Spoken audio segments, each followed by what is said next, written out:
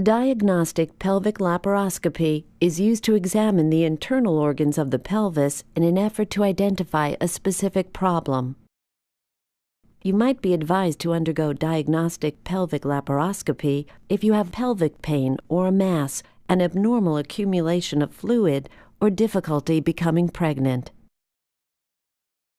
These may be caused by endometriosis, tubal pregnancy, an ovarian cyst or tumor, scarring from pelvic infections, or other conditions. Laparoscopic techniques require only tiny keyhole incisions or puncture wounds, and the recovery period is much shorter and more comfortable.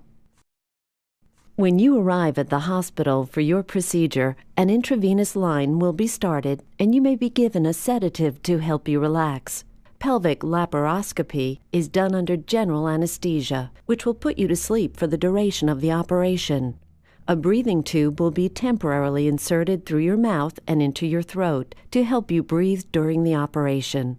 A catheter will also be placed in your bladder to drain your urine. An uncomplicated diagnostic laparoscopy may take as little as 30 to 60 minutes.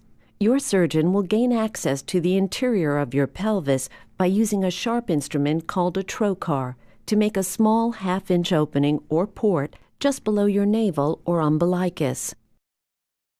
Carbon dioxide gas will then be pumped through this umbilical port to puff up your abdomen so its contents can be viewed more easily.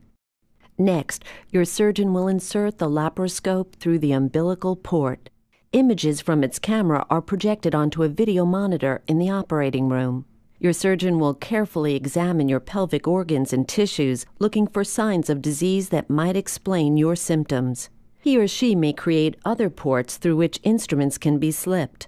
These additional instruments are used to move organs out of the way for better viewing or to perform operative procedures such as removing scar tissue, taking biopsies, or draining abnormal fluid. When the laparoscope and other instruments are removed, a special gas valve is left in place briefly to allow all the carbon dioxide to escape from the abdomen. The keyhole incisions are closed with just a few sutures or staples and then covered with bandages. After your surgery, your breathing tube will be removed and you will be monitored in the recovery area. Your catheter will be removed shortly thereafter, and you will be given pain medication as needed. Your intravenous line will come out when you can drink liquids. Most patients are released within a few hours of the procedure.